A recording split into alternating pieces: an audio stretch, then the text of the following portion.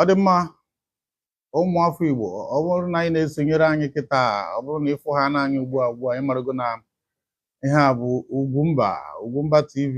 Ịmarago na ọ Igbo ka anyị na-asụ, Igbo ka anyị na-asụ. So ọ bụrụ na onye ọbụla na-esonyere anyị kịta ga-ama na ihe ị ga na-asụ bụ asụsụ Igbo, ihe ị ga-atụ anya ịnụ bụ asụsụ Igbo. Ihe a bụ ịkọwa ọrụ unu ọfụma bụ Ugwumba TV, bụ ebe anyị na-anọ na-ewepụta asụsụ Igbo n'ebe ọ na-atọ ụtọ, ebe anyị na-anọ na-ewepụta nke pụrụ iche, ihe ọbụla bụ ihe eji akwalite asụsụ Igbo n'ụdị pụrụ iche. Ya mere biko gwa ndị ya dị unu, gwa ndị otu unu sị ha na Ugwumba amalite n'ugbu a. Anyị ga-atinye ọnụ n'okwu n'ụdị pụrụ iche, ọtụtụ ihe dị iche iche anyị ga-eme n'ụbọchị tata. Biko ọ bụrụ na ị bụ nwafọ Igbo, ebe ọbụla ị nọ, ọ bụrụ ha na ị na-anụ bịa, ọ bụrụ ha na ị na-anụ bịa, sonyere anyị maka ama m na ihe anyị ga-eme tata ga-adịghị mma. Aha m bụ Mike Onugbu. Ana m ha afụ ndị na-esonyere anyị. Nwada Tiffany Taylor, nne nnọọ, nwada daalụ. Biko anyị na-asị ndị mmadụ, onye ọbụla gwa ndị ya dị unu ka unu sonyere anyị na mmemme anyị ga-eme na nkeji one na one maọbụ awa one na one. Ọ bụrụ na anyị nọrọ kparịkọtasịa dịka ụmụnne, amaara m na ịma na mbido akwa na-ara ahụ, anyị ga-emewezi ya mgbe a gaba emerụzie ya ọtọ onye ọbụla ụtọ. Ya bụ kpọọ onye ọbụla ị ga-akpọsị ha na Ugwumba TV nọ live ugbu a na TikTok. Ya mere sonyere anyị kpọọ na ndị otu na onye ọbụla bịawanụ, ndị otu m onye ọbịa na bịawanụ. Ị mara na ihe ndị Igbo na-eme na-adịghị mma, biko sonyere anyị, maka na anyị ga-ekwu ihe gbasara ndị Igbo n'ụbọchị tata. Ọ bụrụ na iso ihe na anyị, mee ka anyị mara na ị na-esonyere anyị.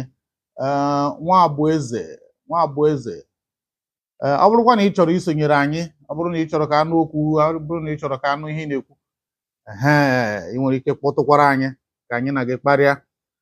Mana tupu nke a, maka amaara m na ụfọdụ ndị mmadụ na ha esonyere anyị ugbu a, tupu nke a, anyị chọrọ ịgwa unu na mmemme a bụ mmemme anyị kpọrọ ka o si mee bụ mmemme ebe anyị ga na-enwetara unu ọtụtụ ihe dị iche iche, ihe gbasara etu o si dị n'akwụkwọ akụkọ nke ụbọchị tata.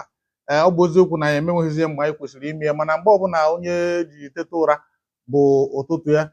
Ya bụ ọ bụrụ na anyị gosipụta unu, anyị akọwaa ya, tinyetụ ọnụ n'okwu, ọ kachasị n'ebe ọ gbasara ndị Igbo anyị, maka na ị mara mgbe ụfọdụ asị na aka mma n'oyibo, asụchara anyị oyibo ọ ka mma ka anyị tapịa ya. Ọ bụrụkwa na ihe anyị na-ekwu na enwere nke ị na-aghọta, ị nwekwara ike kpọọ jụọ ajụjụ, ma ọ bụ jụọ ajụjụ n'ihe ọbụla gbasara ihe ndị Igbo na-eme. Ọ bụrụ nke anyị na-ama ozugbo, anyị nwere ike gwa ndị mmadụ, jụọ ase, maka na onye ajụjụ adịghị efu ụzọ. Ya mere na mmemme a, ihe anyị na-akpụ ya bụ ka o si mee. Anyị ga-ewepụtara unu ụfọdụ ihe dị iche iche anyị ji wee bịa n'ụbọchị tata. Emechazie, ọ bụrụ na unu ga-echa ihe anyị na-ekwu, anyị ebidozi tinyewe ọnụ n'okwu. Ya mere ka anyị gaa nọ n'ihu. Mata na afọ mbụ Mike Onugbu, abụ m onye isi ọkanga na Ugwumba TV. Ugwumba TV nọ na YouTube, anyị nọ na Facebook, anyị nọ ebe ọbụla a na-anọ. Nke a bụ Twitter. Ọ bụrụ na ị gaa na Instagram, ị ga-afụkwa Ugwumba. Abụ enweghị n'etu isi pịa Ugwumba TV na soshal midia ọbụla apụta anyị. Ọ bụ eziokwu na enwere ndị adịgboroja ahụ, mana enwere ihe dị iche na-egbe akwa egbe. Ngwa ka anyị gbapụ ya ọsọ site n'ịbanye na ụmụ akwụkwọ akụkọ dị iche iche bụ nke anyị ji bịa n'ụbọchị tata. Tupu anyị amalite, ana m achọ ime ka unu mata na ndị otu Nigeria Meteorological Agency NIMET n'aha ịchafụ, a sịrị onye ọbụla kwado na oyi ga-atụfu oke, onye ọbụla kwado na oyi ga-atụ. Ọ bụghị ụsụsọ na oyi ga-atụ, oyi ga-atụfu oke. Ya bụ nke mbụ bụ ịmara etu ị ga-echizo onwe gị, zoo onwe gị na oyi abịana. Ọ bụrụ na ị nụbeghị nwaanyị ga-anụta nwaanyị. Ọ bụrụ na abara ngidi, ya bụ duve, ị ga-egote igeo nke kara aka, ị ga na-eji na-ekpuchi onwe gị. Ọ bụrụ na tik, ị ga na-ego igoo ya, paaki ya na ya dị ka ọ ga-abụ enwere etu o si dị agha, mana mata amata na-ekwu onye ya na agha akara aka dị eri ngwụrọ, ya bụ kwado ọfụma na oyi ga na-atụ, oyi na-eku afọ, ọ bụkwa nke obere ya. Ọ dị mma, mana ọ bụkwa na ị na-akwado, ọ bụrụ na ị ga-anụ nwaanyị ị na-akwado imeferi okere mata na ego pampas agara n'ọnụ. Ọ dị mma, n'akwụkwọ akụkọ Sun newspaper nke ụbọchị tata, a nwetara ozi na-egosi NIPOST agụọ na ụkwụ na aka ha si biko na-atinyekwana anyị n'ozi ahụ bụ nke ewepụtara na-ekwu na kamgbe Tinubu batara n'ọchịchị na ndị mmadụ jizi ndị Korea Service na-ebu ọgwụ ike. Ịma na ewere ozi ewepụtara na ndị mmadụ ndị Korea Services enweghị nke m ga-akpọ afa na ha na-ebuzi ọgwụ ike ugbu a. Onye bute obunye ndị Korea ka ha wee sị na ọ kara njọ kamgbe Tinubu batara. Ndị NIPOST wee sị mba, biko onye ọbụla na-akpọnye ha afa na ya bụ ihe ya gbaa mbọ wepụ afa ha na aka ha adịghịkwa ya, na-ekwe abụ ha na aja adịghịkwa ya. Ya bụ ị na-ekwu na a na-ebuzi ọgwụ ugbu a, jiri ndị Korea Service na-ebu ọgwụ. Ịkpọkwa na ndị NIPOST afa ọhịa ha na-achọ ime ka onye ọbụla mara ya. Ebe anyị si weta ya bụ ozi bụ n'akwụkwọ akụkọ Sun newspaper. Adanna Nnamani bụ onye nọ n'Abuja bụ onye nwepụtara ya, ndị Sun newspaper. Ọ dị mma, ozi ọzọ wee sị pressure mounts on Obi to run as VP. Ya bụ na a na ha akwagide nwanne anyị nwoke Okwute ndị Igbo Peter Obi ka ọ bụrụ osote, ka ọzọ dịka osote onye ọchịchị onye isi ala, ọkwa ọchịchị osote onye isi ala. Ya bụ ka o soro Atiku n'azụ.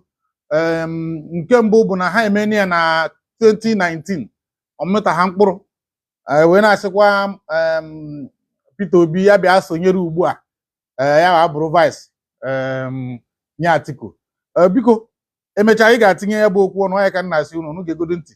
Nke ọbụla metụtara anyị ga-atinye ọnụ, ihe ga na-eme bụ na-edepụta ya, nke ọbụla anyị kwuru ị ga-etinye ọnụ. Mana iji kọwara unu ọfụma, ha kwuru sị ya bụ ndị otu Atiku ka m na-agwa gị ha na Atiku kwetara na ọ ga-eme naanị otu tam ahụ bụ afọ 4 ka ọ na-adị, na ọ bụrụ na o mechaa ya bụ afọ 4 o buruzie ya bụ ọkwa ọchịchị bunye n'aka Obi. Ịfụ na mmiri sozi agbago n'ụdị na amara na ndị ndịda nke Naijiria, ya bụ ndị South ka o ruru kịta. Tinubu ga-ewere afọ 4 na Chukwu kwado, o were afọ 4 nke ofeziri afọ ka ndị a na-asị anyị na a chọrọ ka Atiku bịa were afọ 4 ahụ, o weruzie ya, o mechaa o nyefezie ya n'aka Peter Obi, wee chefuo na afọ 4 agafe na ndị ọ ga-eruzi oke ha bụ ndị ugwu. Ọ bụrụ ofu onye nwoke ọ sịghị ị na-agwa egwu. Mgbe a jụrụ ha sị ha ka ihe mere ha ji si na Atiku ka mma, a na-asị nke mbụ bụ na o nwere ego, ọ dọsara ego adọsa, o bu ego dịka nwoke ma bụ ibi, ọ ga-eji wee mee na ebe ọbụla a tinyere primaries na ọ ga-ewin ya. Anyị amago na Atiku ọ gbara ya first na iwin primaries, ọ dahana na primaries, o bupụta ego okecha ndị mmadụ mee na na ọ bụrụkwanụ na ekwu okwu primaries ahụ na Atiku ga-ewin primaries, mana agwaghazi anyị etu ọ ga-esi winie election n'onwe ya. Mgbe a jụkwara ha ajụjụ gaa n'ihu, a na-asị na ebe ọ bụ na ndị ugwu kịta na etu anya ha si enezi Tinubu dị wonka, na ọ ga-adị mma na ọ bụrụ na abanye na nke n'obi ha kịta wee kpụrụ ndị ugwu niile, kpụrụ ha kpopụ, maka na ịma na agụụ bụ ọrịa, agụụ anyụọ naghị ịkpakwu. Na ugbu a na ndị ugwu ikwute okwu Tinubu n'ebe ha na ọ dị ha ka ha taa ya arụ. Ya bụ na ọ ka mma ka ha tinye ọnụ ugbu a, jiri ya wepụ onye na-achị ugbu a bụ Tinubu. Si na ọ ga-adị izi ịkwagide ndị Northern Governors dịka ndị gọvanọs ụfọdụ APC nọ na North, na ọ dị mma ugbu a, na ọ ga-adị mfe ugbu a, na ọ ga-adị izi ime ihe a na-akpọ ịconvince ha ka ha kwagide that coalition ewepụtara. Anyị ga-esi na nke ahụ pụọ, mana tupu anyị na-achịta azụ ịbịa tinye ọnụ, ihe nna asị bụ ya bụ mmanya na-achụ isere ọgọ na ọgọ, na ọ dịkwa ọ ga-akụwa n'ụzọ, maka na ndị a ọ bụrụ na ụkwụ a ka ehi ji aga Ụmụahịa, mana ọ kakwa mma ya jiri nwaanyị nọrọ ebe ọ nọ. Ya bụkwa na mmiri chụpụta ede, anwụ abịa gbuo ya. Mata na ozi a si na Sun newspaper nke ụbọchị tata. Ị nwere ike gaa online gaa gụọ ya, nwekwa n'ike ịgụọ ya ebe ọbụla dịghị mma. Former Sokoto gọvanọ, ya bụ onye chịburu Sokoto, bụ kedu afa nwoke m, Tambuwa sịrị na Wike ebezina akwa n'ọgụ a kụziere ha enye ndị ebe a. Ya bụ na ọ bụrụ na ị na-atụ anya na ha ga-ahapụ PDP banye ADC, mba, na ha ka nọsi ike kwụrụ chim na PDP, na ha ga-anọkwa na PDP na-arụrụ ADC ọrụ. Ya bụ ahụ na mgbọ na nkwụ na-abịa na ịkụzienara ha ọrụ, na ha ga-anọrụ na PDP. Ịmarụ na etu anyị si nọrụ na PDP na-arụrụ APC ọrụ, wee mechaa wee jiri minista kwụọ ụgwọ, na ha ga-anọkwa na PDP na-arụrụ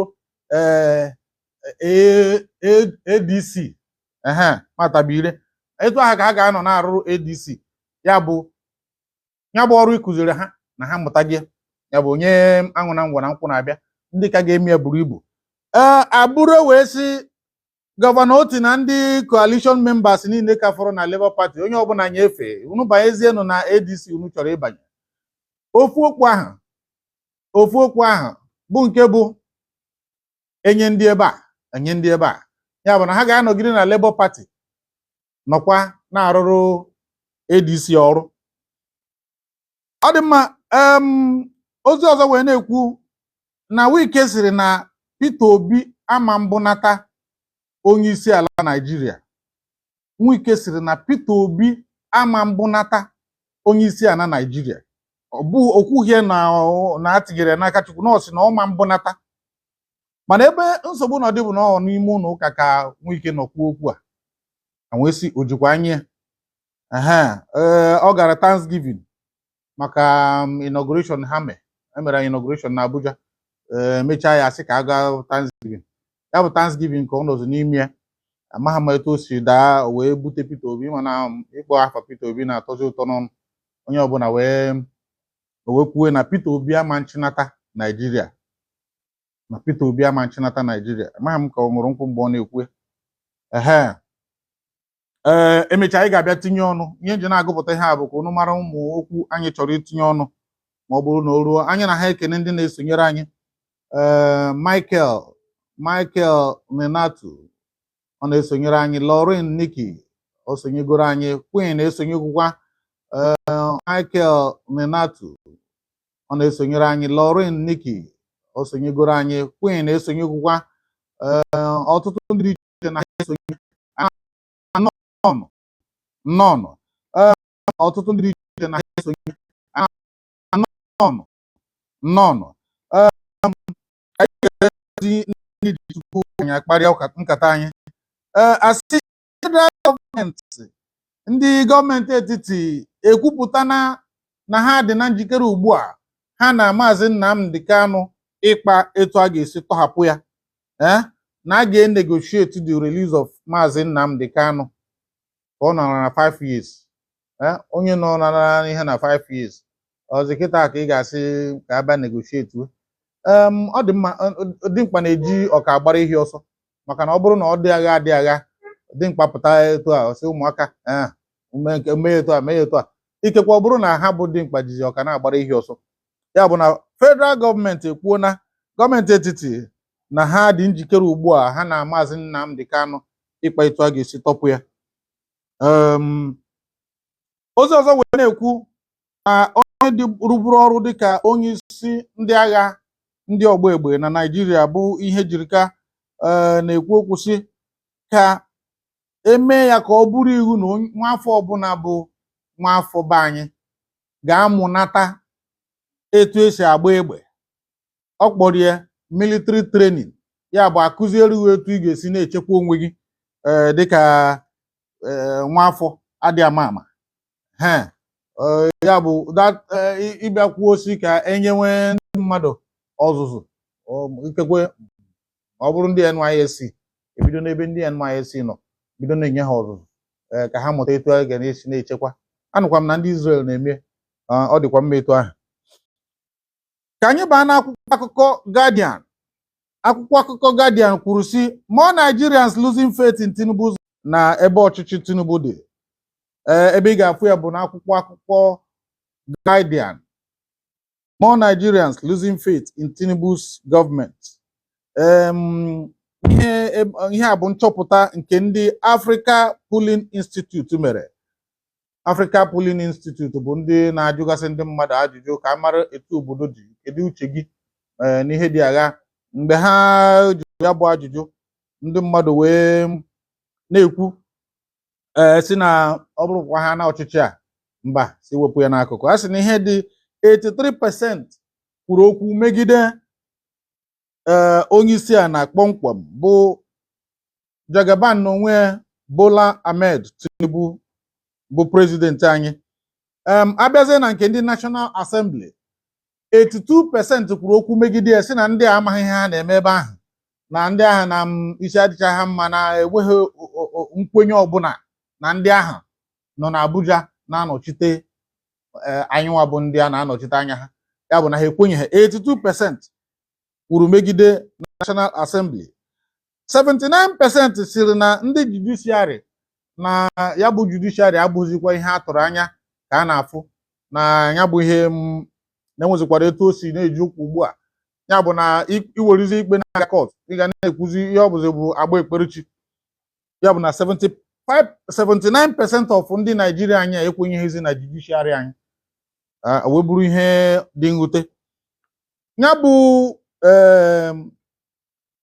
nchọpụta ma ọ bụ onye ọbụla kwa uche bụ nke ndị African Polling Institute mere.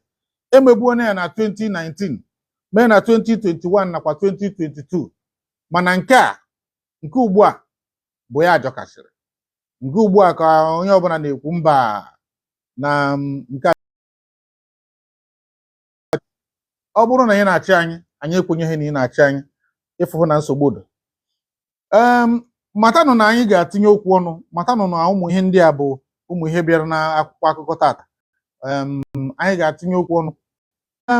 Matanụ na anyị ga-atinye okwu ọnụ, matanụ na ụmụ ihe ndị a bụ ụmụ ihe bịara n'akwụkwọ akụkọ tata. Anyị ga-atinye okwu ọnụ. Anyị na unu ga-akparịta nkata. Anyị ga-achọ ka itinye ọnụ. Nke mbụ, na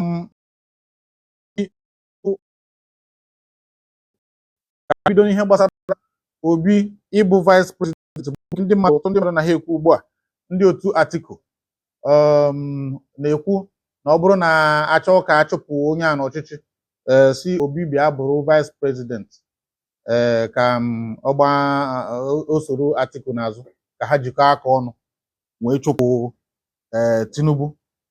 Kedu ihe ị chere maka nke a? Kedu ihe bụ echiche gị? Ị kwadoro ya bụ okwu?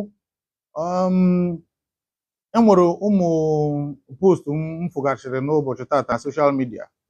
Ofu onye bịara desi, ị nwere ndị soldiers, ị nwere ndị nkwado, ndị na-akwa mgbọ, ị nwere ndị nkwado, ndị na-akwa mgbọ.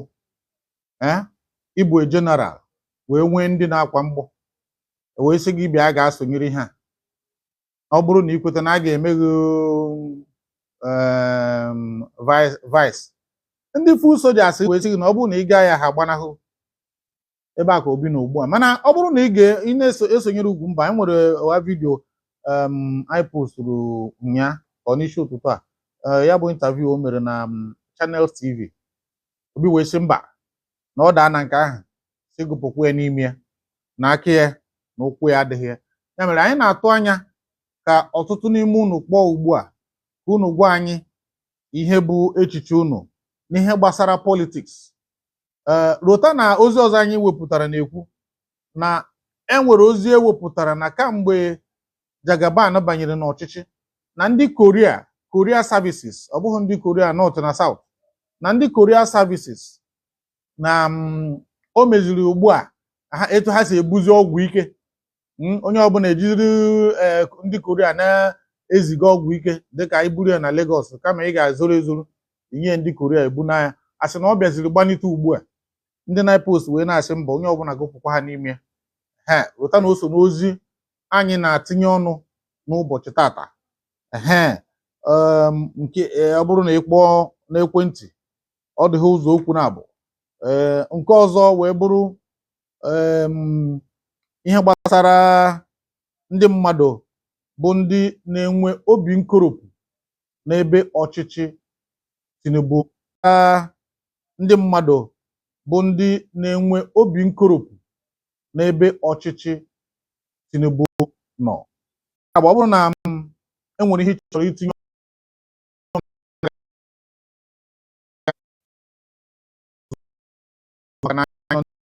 ị ga-akpọ anyị ka anyị na gị wee kparịa ka anyị tinye ya bụ okwu ọnụ.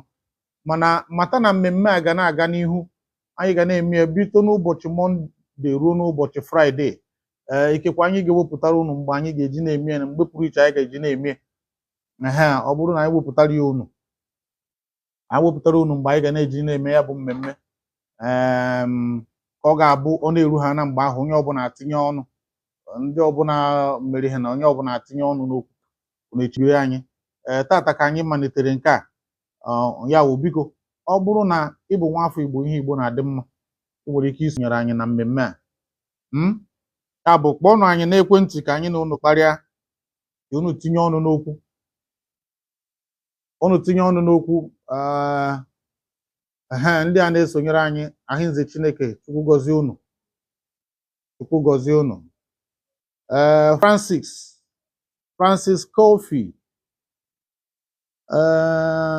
agịye gịnị na ka ghara ikpe ka ọ ghara imebi afa gị, ka ghara imebi afa gị, ka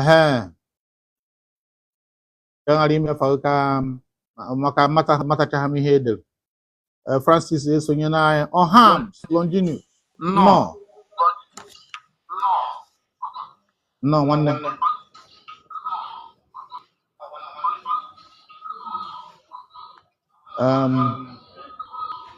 Ọgịnụ ọ bụ na nwa mgbe ka ama ha akụ isi ka ọ bụ na agụba adịghị nkọ. Biko sonyere na anyị.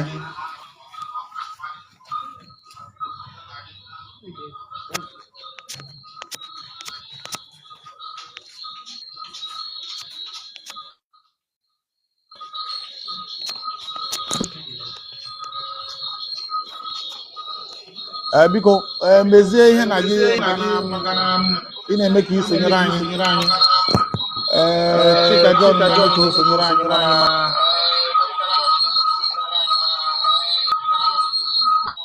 Ọ dị ka maikrofonu ya na-enye nsogbu. Maikrofonu Chika John na-enye nsogbu. Ama m na unu ka na-anụ ihe na-ekwu.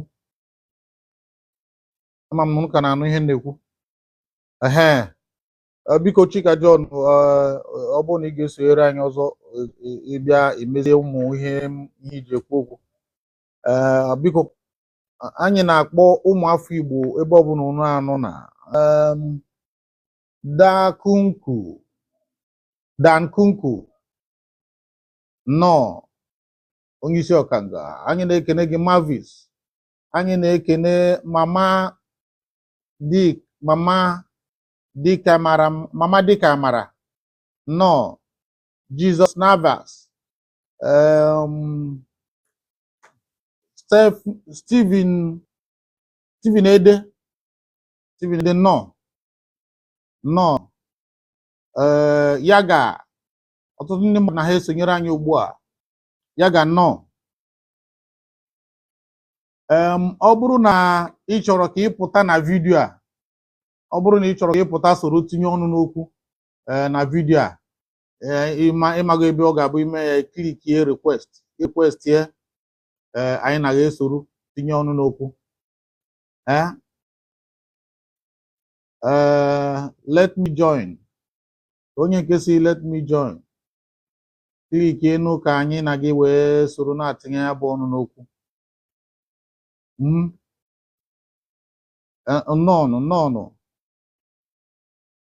Nnọọ.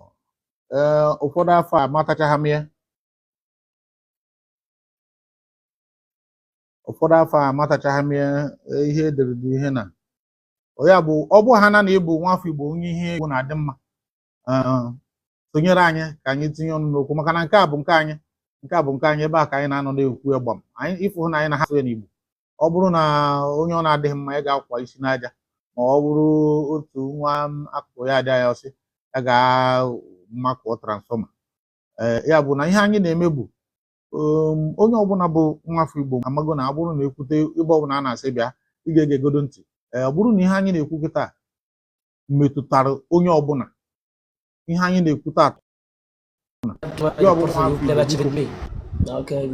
tụnyere anyị. Hello bro, how are you? Let's go play match. Play match. Accept the request. Isi gịnị nwoke onye acha? Yes, match. Nwoke onye acha? Daalụ nna anyị na-asụ Igbo. Match na-asụ Igbo. Let's go guys, on the towel screen. Match. What else, sir? Are you from where, sir? Mr. Match. I am from Pakistan, and you? Mr. Match. I am from Pakistan, and you? You are from where? Yeah, I am from Pakistan. Okay, I am from Pakistan. Pakistan. Okay. Okay, you are from Pakistan. How are you? How are you? I am fine. How are you, my friend? I'm okay. I'm good. Thank you so much. I am good. Nice. Thank you so much. You are good. Nice having you. Nice. Mashallah. But, mashallah. Thank you, Mr. Michelle. Especially we are discussing in our local dialect, Igbo language. Igbo is the #1 language in Nigeria. Baje chiri, can you help us on side by? Number 7. Oh, listen. Repeat. I know what me in the woman na ida nunke madam anunke. Oda na ko listen. In our language. I am teaching you my language, okay? You repeat. In your language. I said you repeat, okay? Obuna. Yes, in language how we say listen. In our language, how we say how are you? In our language, how we say how are you? I'm talking, okay? I okay. You repeat. Okay. Akpal, listen. Akpal. Yeah, akpal. Ihe anyị na-akụziri m kwuo kịta now. Nkwukwu anyị ọ bụrụ na ị na-esere m repeat. Ka etu a ga-eme. Repeat. Repeat yes again. Can you say what do you want me to say? I want to say in our language how we say how are you? I'm teaching you that in our language what we say how are you? Okay, thank you for teaching me. Okay, repeat it again. Let me see. Akwel. The cherry. The cherry. Ụmụafọ Igbo ndị a ka olu sonyere anyị ka anyị gaa n'ihu na. Listen. Mr. Mesh, I'm so grateful. Thank you so much for your time and your interest in African affairs, especially Nigeria and Igbo affairs. Listen. I'm so grateful for your time, for joining us. Thank you, Mr. Mesh from Pakistan. Repeat. This is Nigeria. This is Ugumba TV. Listen, repeat. Repeat. Oh, my friend. Listen. Yes. Listen. Repeat. I'm listening. क्या हाल है? Repeat what? क्या हाल है? Is that you repeat what? क्या? Yes. Listen. Repeat. क्या क्या हाल है क्या yes हाल yes enweta m nke a ngwa kụọrọ m aka क्या हाल it's mean yes Kia yes ha. it's mean how are In you our place we have something in Enugu they say na-egwe nke nwoke in our place that word sounds like Shiaharie. It is Enugu dialect. yes yes क्या हाल I mean how are you Okay. I am fine. Thank you so much. yes Thank yes you so yes, much, sir. in our language how we Thank say you. I am It's fine been nice. means ठीक है It's been nice talking to you. It's been nice talking to you. Please, I will join you. You will join us some other time. Thank you so much, sir. Thank you for teaching me your let's go guys language. someone I'm snipe so grateful. Thank you, sir. Because snipe for the king okay brother Adama. I say someone snipe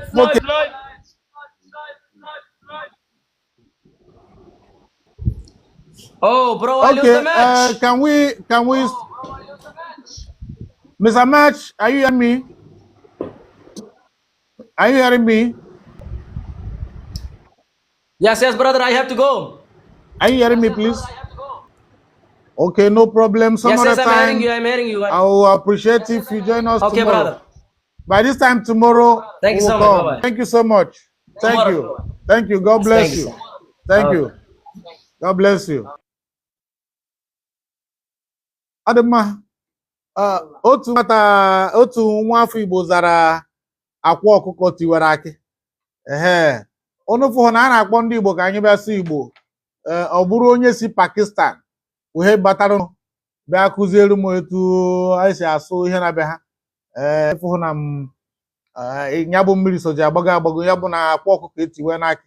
Ya bụ biko ụmụafọ Igbo ebe ọ bụla nọ sonyere anyị maka na ya bụ mmemme anyị bụ maka ndị Igbo. Ihe anyị ji na-asụ ya n'asụsụ be anyị bụ ka onye ọbụla bụ nwafọ Igbo nwee ohere itinye ọnụ. Ọ bụghị na abịaghị ịnene etu isi asụ Igbo ka ị makwa asụ ma ọ bụ ịma ha asụ.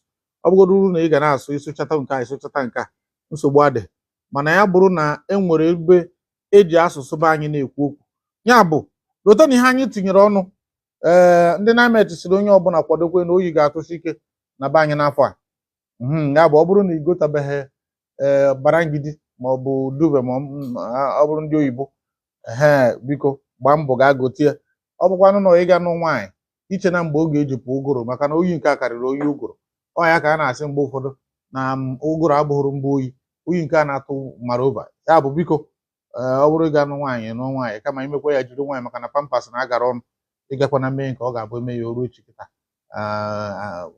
madam a na-atụ ime kwa afọ kwa ọnwa mba nwekwa nke a na-akpọ freedom bam mana gbaa mbọ na iwere ya bụ freedom bam na iteghi ihe n'ebe dị agha maka na nsogbu ga-adị ya bụ ụmụafọ Igbo biko sonyere na anyị na anyị chọrọ ka ndị be anyị tinye ọnụ na ya bụ mmemme anyị chọrọ ka anyị tinye ọnụ na mmemme a iche bụ nke nkwenyere na ọ ga-amasị ndị be anyị ndị na Ebonyi steeti ugbu a ekwunye na ụmụafọ Ebonyi onye ọbụla obere nwa ọbụla nọ na Ebonyi steeti na ọ ga-agụnata akwụkwọ ya bụ ịgụ akwụkwọ by force ịgụ akwụkwọ nke bụ n'iwu ka ọ bụ na ị ga-agụnata akwụkwọ dịka nwa Ebonyi steeti so ya bụ akwụkwọ bụ akwụkwọ n'efu mana emechaa a gara enyochapụta ka a mara ka ọ bụkwa n'efu maka mgbe ụfọdụ anaghị asị free education ịgakwa mgbe ụfọdụ ị na-afụ na ya bụ ihe dịka ebe a na-asị food is ready ịbata mara na ị ga-akwụkwọ ụgwọ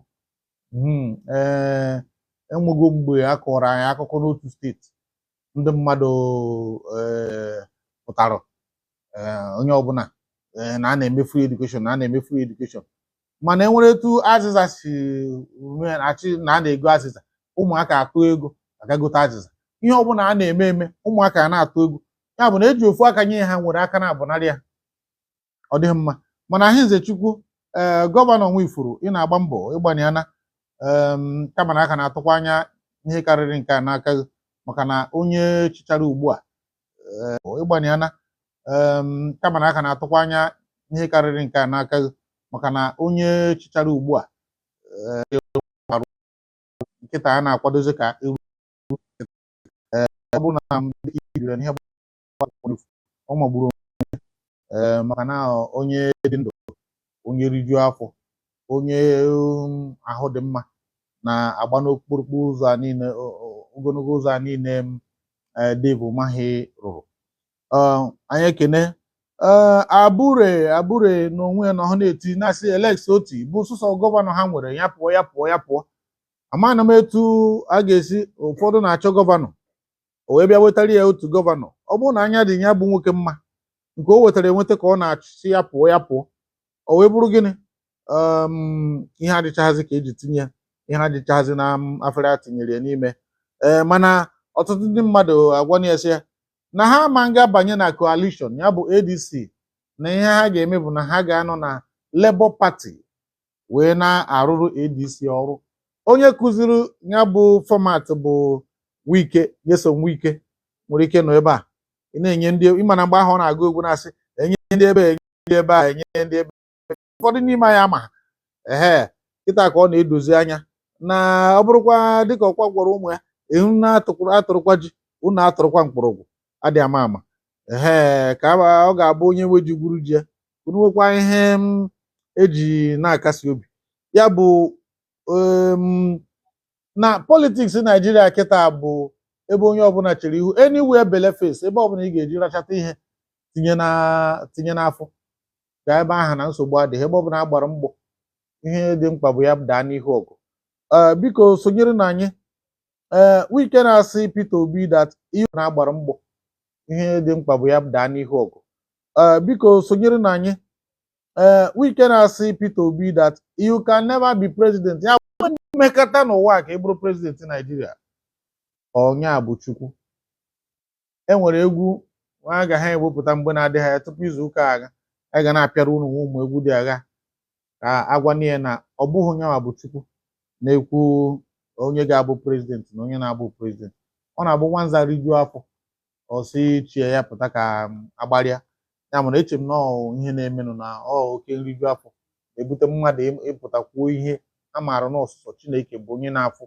bụ onye na-emenwu ya bụ ihe ya bụ nnọnụ biko sonyere na anyị kpọkwa n'akara ekwentị na etu a ka ọ ga na-adị kwa ụbọchị ọbụla site na ụbọchị Mọnde ruo n'ụbọchị Fraịde na anyị na unu ga na-anọ na Ugwumba TV ebe anyị ga na-asụ asụsụ Igbo ebe a na-asụ Igbo akarịana na ịma onye ndị asụ mana nke a bụ asụsụ anyị ya ọ bụrụ na asụsụ anyị na-adịghị mma ihe ọbụla ị chọrọ ikwu ị nwere ohere ịnọ na Ugwumba TV wee wepụta ya nke a abụghị mgbe nke mmadụ na-asị ga-ekwuna dịka unu ma ihe anyị ga na-ekwu maka ya buru ibu anyị ga na-ekwu ihe gbasara ndọrọ ndọrọ ọchịchị anyị ga na-ekwu ihe gbasara ọchịchị abụ politics governance anyị ga na-ekwu maka mmepe obodo ụmụ ihe ndị a dịgasị n'ime ime obodo bụ nke ndị mmadụ na-elefuru anya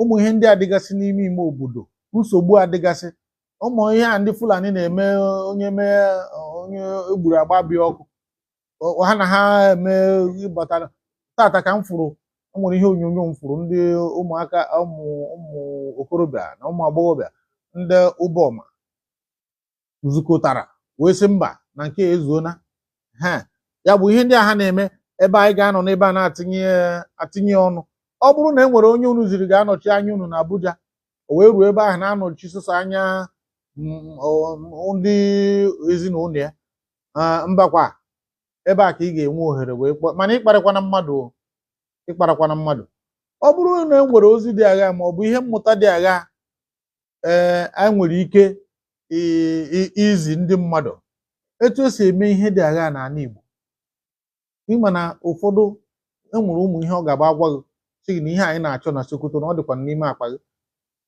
ọgbagharị ị maara na enwere ihe a na-akpọ ọda opuo ya bụ ọda opuo ka mmadụ pụtara gwa m sị m na ejikwana ya agwọ nke a kpọrọ ọlsa ọsọ enyela m nsogbu ọtụtụ afọ, onye na m nsogbu ọtụtụ mgbe, onye ọ na m ịkpakwu.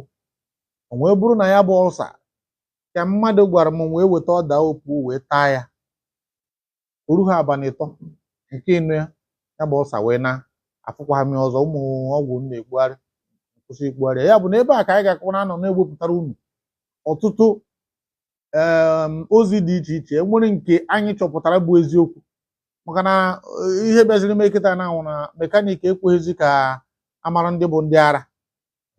Ya bụ enwere nke anyị maara ndị nne na nna anyị ha na-eme mgbe anyị pere mpe, anyị ga-ewepụtara ya unu si unu na etu esi eme. Enwe ndị na-akọzi ji na akpa ugbu a, anyị sokwa kọọ ka anyị wee maragoro etu ọ dị, maka ihe edogburu anyị anya ihe a na-emebu mbụ bụ ịkọ ji na ala. Mana ọ agụụ butere ajụjụ a narụ, ya bụ na ọ bụrụ na ụmụ ihe mmụta dị iche iche na-apụta, anyị ga na-esonye na-egosipụta ọtụtụ ndị mmadụ. Mana ebe ọnọdụ dị iche bụ na ịma na ihe a bụ vidiyo, a ga na-afụ ya anya.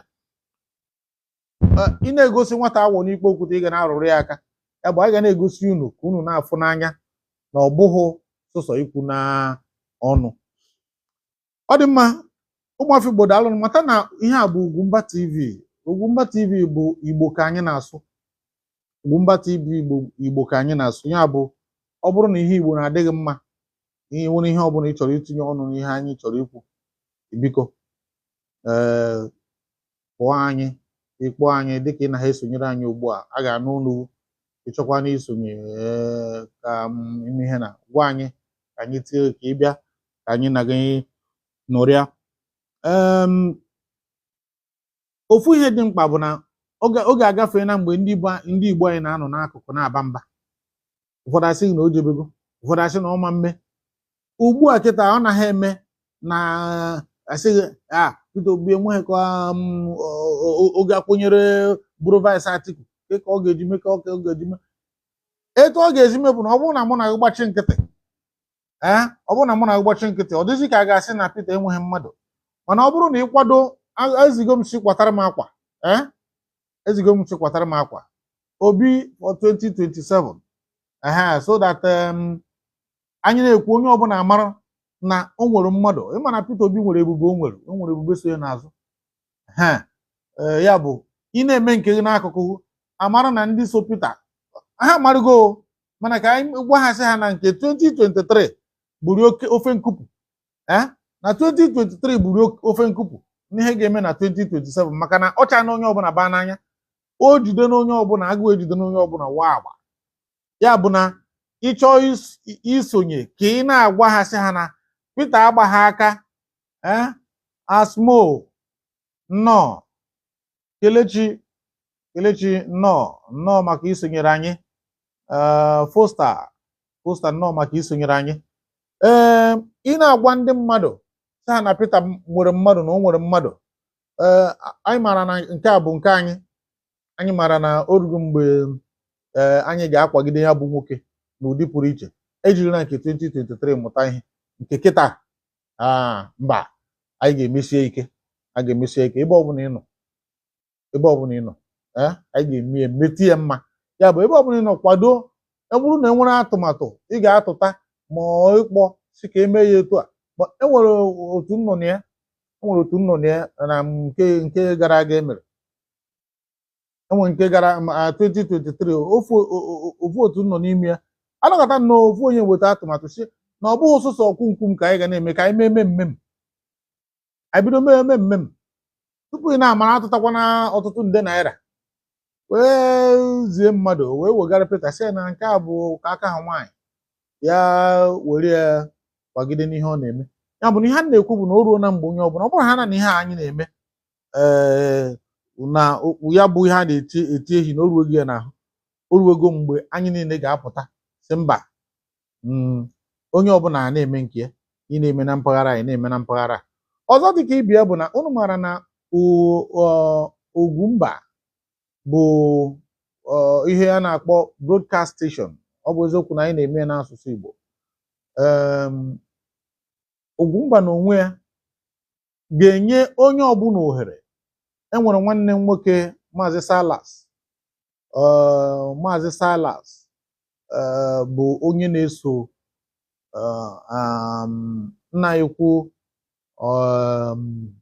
Atiku Abubakar otego onye na ya na-arụ maka na amaara m na ihe dịka 2019 na ngwo mgbe anyị na ya kparịrị enwere ụmụ ihe ndị anyị mekọrọ ọnụ mgbe ahụ n'iji wee kwado ya ya Maazị Silas anyị na ya kpara nkata ka ọ gwa anyị ihe kara ha obi iji wee sị Peter Obi okwute ndị Igbo bịa kwụrụ Atiku n'azụ nwesị na ya ga-agwa anyị biko mgbe na-adịghị anya anyị ga-ewepụta kpọbata ya bụ Maazị Silas n'Igbo ka ọ ga-eji sụọ ya ọ na-asụ n'Igbo na-asụ n'oyibo ọ bụrụ ngiri Igbo mana ihe anyị na-ekwu bụ na onye ọbụla kwesịrị itinye ọnụ tinye aka ebe ọbụla ị nọ ọ bụrụ na e nwere mmemme ị ga na-achịkọba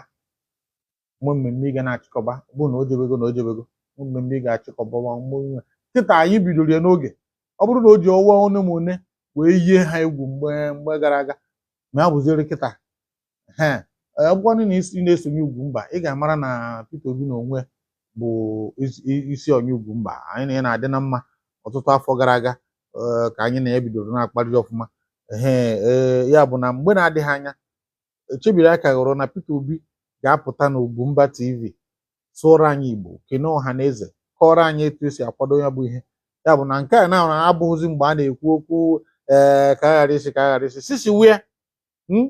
sisi wee na nke anyị bụ nke anyị nke m bụ nke m maka na 1999 mgbe Obasanjo pụtara anyị niile kwadoro ya agara m vootu ruo Obasanjo o wee chia nke mbụ chia nke ịbụọ vootu m so n'ihe ojicha o wee mechaa pụta tinye Yaradua bata akwadoro m Yaradua ọ bụrụ na eso m na politikal pati enweghị nke gbasara m kama ọ na-abụ m pụta enene m onye ọ dị m ka ọ ga-aka imeta ihe n'ime ndị na-azọ ya bụ ihe etu a ka ọ dịkwa ndị Igbo etu a ka ọ dị ọtụtụ ndị Igbo maka na ndị Igbo pụta ha enene onye ha chere na ọ ga-emeta ọfụma karịa so etu a ka anyị si kwado Yaradua wee mekata chi wee kpọọ ya oku Goodluck wee bata agụọ ya azụ ka iwe agụrịa ebere agụrịa nke ọbụla emewe n'ihe a niile mechaa anyị nwee azụ ka iwe agụrịa ebere agụrịa nke ọbụla emewe n'ihe a niile mechaa anyị nwee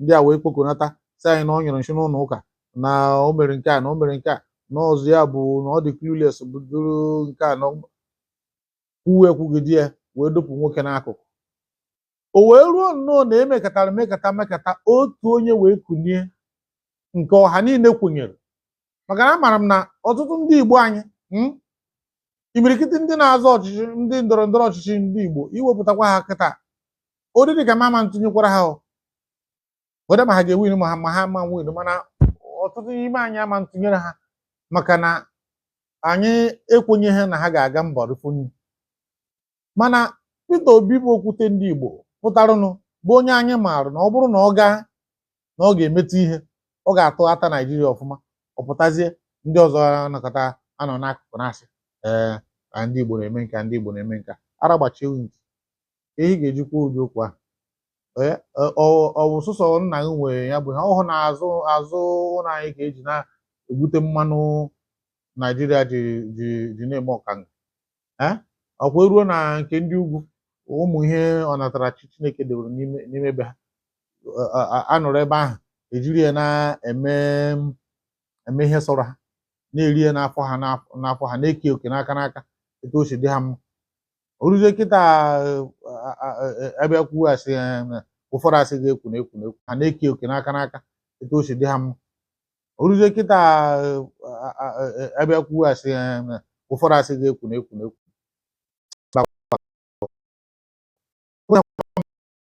na ịkọ ọnụ n'ime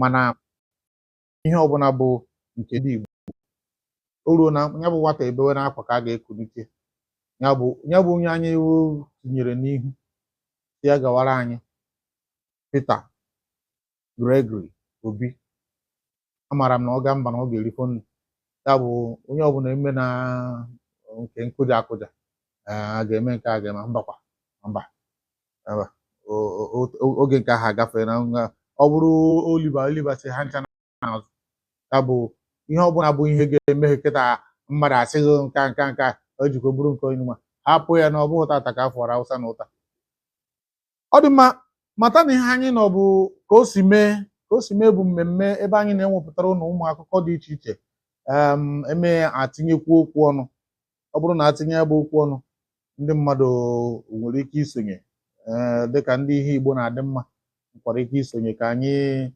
jiri asụsụ be anyị wee kwuo ya ọ bụrụ na ị bụ onye ihe Igbo na-adị mma ị kwesịrị ịdị na-esonyere Ugwumba TV n'ụbọchị taata anyị wepụtara unu akwụkwọ ozi si n'aka Punch newspaper, Sun newspaper nakwa Guardian ọ bụrụ na o ruo echi ọ ga-akarị ụnụ ahụ anyị ga-ewetara unu ozi ndị ọzọ anyị na-ewetara unu ozi dị na Naịjirịa mana ọ gbasasịrị ọ kachasị ebe ọ nọ gbasa ana Igbo anyị tata ka ndị Enugu steeti ya bụ ndị obodo Wawa ụgbọelu ha ụlọọrụ ụgbọelu ha malitere njem ya bụ na Enugu steeti ewe na airline ọ bụrụ na ị na-efe ugbu a ịchọọ ụmụ ndị ụgbọ na-efere elu ị ga-eji mee njem Enugu Air apụtago n'ọgbọ wee sị ahịnze Chineke maka Peter Mba ya bụ nwoke mechagharị anyị ga-atinye ọnụ n'okwu ya maka ọ dị m ka ọ na-emewe ọfụma kama na mbọsị ọbụla ọ ga-eme ka o soro ndị a nnaghị ekwu maka ha mbọsị ọbụla ọ ga-eme ka o soro ndị a na ụdị ka ya kechita nke ya ji eji mara na nke ahụ o ji eji a na-asị ya bịa ka o were nke nnukwu na nke ahụ o ji eji ga-adanahụ ya mana rukwa ugbu a Peter Mba na-emeta ọfụma ndị ọbụla ma Ugwumba amago na abụghị ebe a abụghị ebe anyị na-etiri Peter Mba na-emeta ọfụma ndị ọbụla ma Ugwumba amago na abụghị ebe a abụghị ebe anyị na-etiri onye ọbụla mkpu mana ihe ọbụla bụ ihe mmadụ na-emeta ọfụma anyị ga-asị n'eziokwu na o metara ọfụma ihe ọbụla bụ ihe mmadụ na-emeta ọfụma anyị ga-asị n'eziokwu na o metara ọfụma ya bụ biko sonyere na anyị ụmụafọ Igbo sonyere na anyị na mmemme a ọ bụrụ na ọ dị agha izi anyị ozi si anyị na-ekwe dị na-eme na mpaghara nke unu enwere ihe anyị ga-eme mgbe na-adịghị anya ọ bụrụ na e nwere ozi dị agha ịchọ ka a gbasara iweta na Ugwumba TV anyị ga-enyere aka gbasa ya ọ bụrụ ha na ihe ga-eme ka akwalite asụsụ Igbo ọ bụrụ ha na ihe ga-eme ka akwalite ebe ọbụla ndị Igbo nọ na ọ ga-ebute agamnihu iji kọwara unu Ugwumba ọfụma Ugwumba TV bụ ndị na-eme ihe bụ ha na-akpọ broadcast station n'asụsụ Igbo anyị malitere ọtụtụ afọ gara aga na-eme ihe bụ ha na-akpọ broadcast station n'asụsụ Igbo anyị malitere ọtụtụ afọ gara aga mgbe anyị na-eme na NTA Lagos mbanyekwa na African Magic wee na-emekwa ya ma na-emekwa ya na-enye ha ihe na tupu ha ebido ime inwe nke a kpọrọ Igbo Channel anyị ebidogo anyị na ha akparịwago anyị enyewago ha ọtụtụ ihe dị iche iche ha ji na-eme Igbo na-agagharị na-ewepụta ọtụtụ ihe eji mara ndị be anyị tupu anyị mechakwara wee nwee chanel nke anyị 24 Hours Igbo Channel ọ dịghị mfe ya bụ ka ọrụ Ugwumba aka ebe ahụ ọ dị bụ na TSTV Channel 280 ọ bụ eziokwu na ha nọgodo nke a kpọrọ off air ugbu a mana a maara na ọ bụrụ na ọnwa egbughị ji ejichu aja na ọ ka ga-epu ome ya bụ sonyere Ugwumba TV n'ebe ọbụla ị nọ anyị juru eju bara abara abịa na social media anyị nọ na YouTube over 120,000 subscribers anyị nọ na Facebook over 135,000 subscribers anyị nọ na TikTok anyị nọ n'ebe ọbụla anụ ka anyị wee mee ya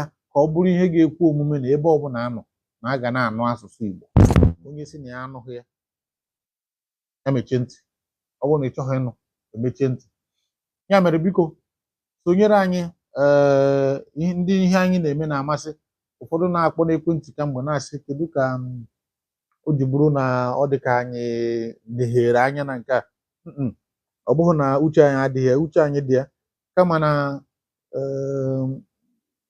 ihe mere bụ na ịma enwere ụmụ ihe ndị dị agha anyị na-arụrụ ndị African Magic Igbo nwere ụmụ ihe anyị na-arụ ndị African Magic Igbo ya bụ ọ bụrụ na anyị gawa ịrụrụ ndị African Magic Igbo ya bụ ihe ọ na-akpụpụ anyị na ebe anyị nọ ọcha tike daalụ ndị a niile na-enye anyị ozi ndị a niile na-alaiki ndị a niile na-egosipụta na anyị na-eme na-adị ha mma biko daalụnụ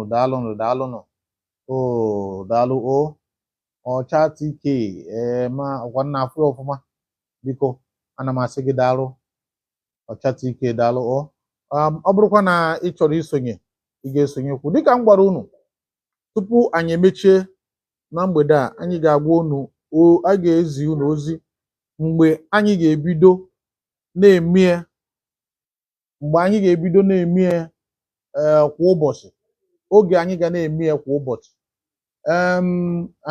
ọcha tike ọ sịrị kedu maka Ogbuọja bụ ezigbo ọkwa aka Ugwumba Ogbuọja nwoke eteghete Ugwuebanaja n'obodo Nanka ọ nọ ọfụma Ogbuọja ọ nọ ọfụma ọzọ dị m Ugwuebanaja ịmarụrị ụlọ onye nke m daalụ Ogbuọja nọ n'Enugu ụmụ a na-ebugharị nwambe ka mara ka na-ekwe ọnụ Ogbuọja dị mma Ogbuọja na ọfụma mgbe na-adịghị anya anyị ga na-emekọtakwa ọtụtụ ihe dị agha maka na ya bụ nwata ihe ya bụ dimkpa ihe Igbo na-adị ya mma ya bụ anyị na-ekene onye ọbụla bụ ndị sonyere anyị n'ụbọchị tata ndị ihe Igbo na-adị mma ọcha tike Nnamdalụ onye na-ekene gị bụ Maazị Mike Onobo onye isi n'ọrụ Ugwumba TV wee na-asị biko ọ bụrụ ha na ịbụ nwafọ Igbo ebe ọ bụla ị nọ ị maara na ihe dị iche mgbe ụfọdụ bụ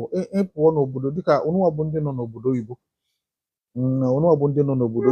nọrọ ebe ahụ e nwere etu ọ ga-abụ ị na-aga etu a ị na-aga ịnọkọta ịnụ ha na-abịa ịnụ ha na nwanne Prophet William nọ ịnụ ha na nwanne ama m na ị ga-atụgharị nata dịka nwafọ Igbo nwere etu ị ga-esi iji n'ụbịa ịnụ ha na nwanne n'ụbịa n'asụsụ Igbo ama m na ị ga-atụgharị nke mbụ bụ na ọ ga-eme gị ka ị mata na onye a bụ nwanne gị ọ bụ eziokwu na ọtụtụ ndị mmadụ emeela ka n'ụbọchị tata ọ dịzị ka a ga-asị na Igbo na-erizi nwanne ha mana ọ dịghị na ọdịnala anyị ọ dịghị na omenala anyị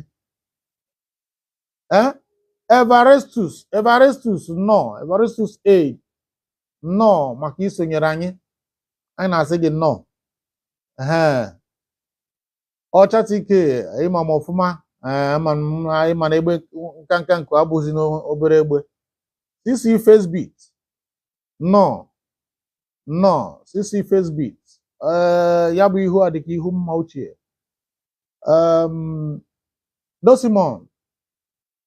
Dosimon nnọọ biko ị nwere ike isonyere anyị na mmemme a ka anyị kparịa kene dịka ụmụnne dịka m na-ekwubu mbụ ọ bụrụ na ị bụ nwafọ Igbo nọrọ ebe ọbụla ị nọ maka a mara na ndị Igbo na-ejepụ e nwere ebe ọ ga-abụ ị nọrọ ugbu a ịnụ ha na ka mmadụ siri nnọọ mara asị bịa ọ sịghị enyi ịmarago na onye a bụ nwanne gị ya bụ na ịfụgo onye ọ ga-abụ ọ daa dịka ọ ga-ada onye agbatanyere gị aka Igbo na-agbakwa ọgụ Igbo na-agba ọgụ nwanne maka ụfọdụ nsị chere na Igbo bụ sụsọ ọcha achagbute ọcha ha achachigbute mba Igbo na-agba ọgụ nwanne ya bụ ọ bụrụ na ị bụ nwafọ Igbo ọ ga-akarị gị mma doo na imerụ ya bụ ihe kpụta ndị Igbo ibe gị nso gosipụta na ị bụ onye Igbo adị ama ọ bụ ụsụsọ mgbe ị nwụrụ ihe nji na-ekwu ya bụ na ọ dịzị ka a ga-asị na ndị be anyị bụ ụsụsọ mgbe a nwụrụ ọ dagodu na panya atụ ego gbara ozu ụgbọ bunata onye ahụ mba nke ahụ adịghị mma mgbe anyị dị ndụ etu anyị ka dị ndụ ugbu a sonye n'ihe ndị Igbo na-eme ka obodo gị n'anya kwee ka obodo gị na-aga n'ihu ịnọkọta jụọ ase etu a ndị Fulani na-achụ anyị, ndị a na-achụ ehi na-achụ anyị kpukpukpukpukpu. Kedu ihe ị na-eme maka ya? Ke ihe ị na-eme maka ya? Biko gị nwa bụ nwa afọ Igbo, ebe ọbụla ị nọ, ana m asị gị biko kwagide ihe ọbụla a na-eme n'asụsụ Igbo, kwagide ihe ọbụla a na-eme n'asụsụ Igbo, kwagide ihe ọbụla bụ nke ndị Igbo, maka na nke m bụ nke m, nke anyị bụ nke anyị. Ebe ahụ unu nọ, amara m na unu nwere nzukọ, ya bụ na asụsọ mgbe a nwụrụ ebunetara anyị, ya bụ na asụsọ mgbe Ahụizechukwu na-abụ ụdịzi mgbe ọ na-abụ mgbe ọ dị ka na-abụ izuụka ọbụla a na-ebunatara anyị ozu. Mgbe ahụ bụ ndị South Africa bụ ihe na-emekarị, mana ya bụ ihe eji n'oyi ugbu a. Ya bụ na ịhụnanya na nghọta abatawago. Biko ana m asị unu daalụnụ. Ndị na-eme ka ha sonyere anyị, unu na-asụ Igbo, unu na-asụ Igbo, ndị na-eme ka ha mee na unu na-asụ Igbo, ndị a niile na-afụ, echekwa m na ndị a na-asụ Igbo, ndị a na-asụkwa Igbo. Biko ihe m chọrọ ka anyị na-asụ ugbu a bụ Igbo. Lucas TV, Lucas TV nọ, Lucas TV nọ, Yaga nọ, ndị niile na-esonyere anyị, ndị niile ihe anyị na-amasị, ndị niile Igbo na-amasị, o ruo na mgbe anyị ga na-akwagide nke anyị na-eme. Ya mere dịka m na-ekwu, o ruo na mgbe m ga-agwa unu mgbe anyị ga na-eji na-eme mmemme a. Unu nwekwara ike itinye ọnụ ka anyị bugharịa ya maọbụ megharịa ya etu a, mana ugbu a anyị ga na-eme 12 o'clock maka ndị nọ na Naịjirịa. Ichekizie ịmarụzie taịmụ 12 o'clock Naịjirịa gbara n'ebe ị nọ, ị na-esonyere anyị. Anyị ga na-ewepụtara unu mmemme dị agha, na-ewepụtara unu ndị dị agha anyị ga na-ajụ ajụjụ. Iji maatụ, ụfọdụ ndị isi ana Igbo anyị na ha akpago ugbu a, dịka m gwara unu, otu onye na-esonye Atiku Abubakar n'azụ, Waziri Adamawa, anyị na-akpa na ọ ga-esonyere anyị mgbe na-adịghị anya ka ya bụ nkata Obi ka ọ bụ Atiku ka anyị na-ekpọkwata ọfụma. Ya bụ biko ịmara ha na ihe gbasara ana Igbo, ihe gbasara ọchịchị, ihe gbasara ihe ọbụla metụtara ndị Igbo na ọ na-adịghị mma. Aga m achọ ka ị sonyere anyị. Anyị na-ekwu na a ga na-eme ya Monday to Friday 12 noon. Ụra tọwa ụtọ ekwowe ekwo, enwere ike anyị ebidogodi n'ịdị na-eme ya otu awa between 12 o'clock and 1 p.m. Ọ bụrụ na ị chọọ anyị, ị ga-enweta anyị malite echi. Anyị ga-anọ na Facebook, anyị ga-anọ na YouTube simultaneously. Matabiere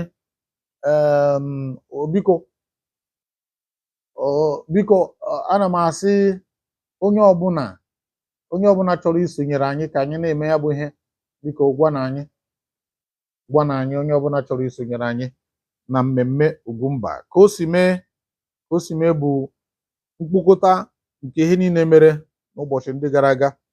Anyị atinye ya ọnụ, ekwuo etu Igbo ga-esi gaa n'ihu, maka na ọ bụrụ na anyị mechie ọnụ, bụrụ na emechie ọnụ, efughị na ọ dabaghị.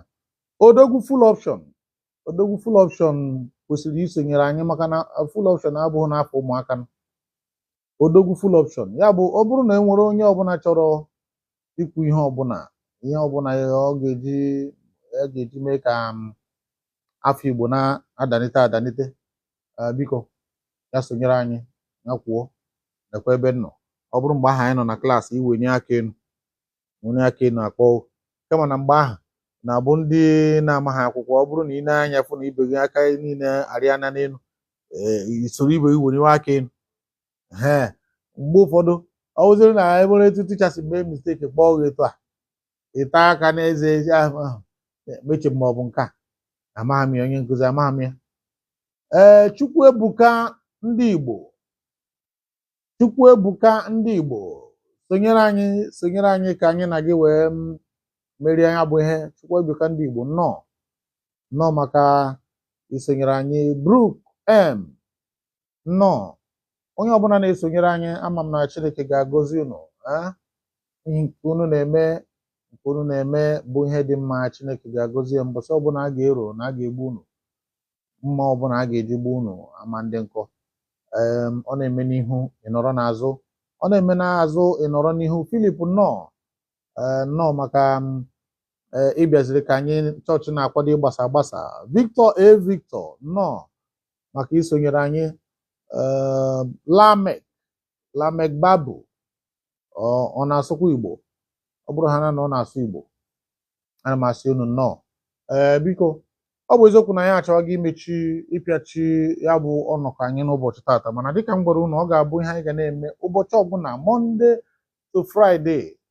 Ọ bụrụ na isonyere anyị na 12 o'clock tomorrow, ya bụ echi bụ ụbọchị Tuesday, anyị na gị ga-anọrịkwa sụtụ Igbo. Nwee chọọ ime ka unu mara na ndị na-akwagide ọnọdụ a ọkachasị nke anyị mere tata bụ ndị Ojadili Homes Limited. Ojadili Homes Limited bụ ebe gbasara ọha nwe a na-enye ndị mmadụ ana na Ọka, Anambra steeti, ebe a na-akpọ Ebenebe dị nso n'Ọka, Anambra steeti. Enwere ana ha nwere ebe ahụ, ya bụ ọha nwa na-akwalite mmemme anyị nke ụbọchị tata. Ya bụ ọ bụrụ na e nwere ihe ozi ị chọrọ ka a gbasara gị, ọ bụrụ na ị chọrọ ịkwagide mmemme a, bịakwa sonyere anyị ka dịka ndị Ojadili Homes si na-esonye na-akwalite Igbo. Ndị ọbụla na-enye anyị, onye na-enye anyị ka anyị na-enye, onye na-eweta agamnihu Igbo na-adị mma ka anyị na-eme ka anyị kwalite ihe ọbụla ọ na-eme. Ogbuehi tụrụ agwa na-akwụ ihe dị. High Chief Obi O Eze, anyị na-asị gị daalụ. Eco Plaza sonyere anyị. Ogbuehi tụrụ agwa bụ onye isi ụlọ ọrụ Favourgate Logistics Services Limited. Ya mere anyị na-asị unu nọọnụ sonyere na anyị echi ma ọ bụrụ na ọ kụọ elekere anya 12 nke ehihie. Daalụnụ. Ya bụ ihe akwado onye ka anyị pịachie ya bụ ọnọdụ wee na-asị biko onye ọbụla bụ onye nọ ya n'ụbọchị tata, Chineke gọzie unu, Chineke gọzie unu. Ya bụ ihe na ha achọ ka a bịa n'isi njedebe, mana a na-asị unu unu afara na etu esi gbuo onye isi mma na etu esi wee zee ya. Ya bụ biko ana m asị anụ gbana tata echi ka bụkwa nta, echi ka bụ nta. Anụ gbara tata echi ka bụ nta. Ndị anyị na m efe ka anyị pịachie ma kene ụmụafọ Igbo ndị nọnyere anyị n'ụbọchị tata. Ana m ekene onye ọbụla nọnyere anyị na mmemme a. Onye ọbụla nọnyere anyị na mmemme a, biko ana m ekene onye ọbụla. Kedu ebe Chika nọ? Ana m ekene onye ọbụla nọnyere anyị na mmemme a. Maazị Chika, ị ga-abịatụ nso.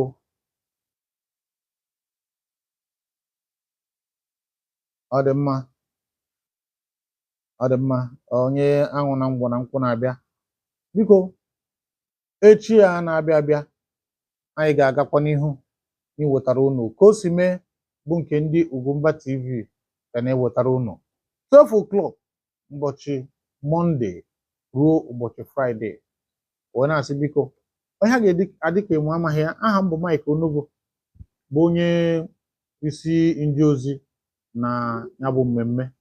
Ana m asị unu na anyị chọrọ ịpịachi oge ọnọkọrịa, anyị anọrịa na dịka ụmụnne, anyị anọrịa na kpakọ ma ṅụrịkọ, kwuo ihe gbasara anyị. Amara na ọtụtụ ndị mmadụ ndị gbanara mbọ ka ha sonyere anyị tata. Ọ bụrụ na ọ dabaghị tata, enwela iwe, ruo echi unu ka ga-esonyere anyị. Ya bụ biko Ahụize Chukwu maka ndị na-enye anyị, ma ndị na-enye anyị flawa, ma ndị na-enye anyị ụmụ ihe dị agha, ndị na-alaiki vidio anyị, ndị na-ashare ya. Biko ana m asị unu daalụnụ, daalụnụ. Jerome na-esonyere anyị. Nnọọ nwanne, nnọọ nwanne. Ọ dị mma, ọ dị mma. Ndewonu. Biko mbọsị ọzọ mbọsị nta anyị ga-achụ na nwere nchi a na-achọzi ka anyị pịachie ya bụ mmemme ọ na-asị unu ka emesịa nọ ka emesịa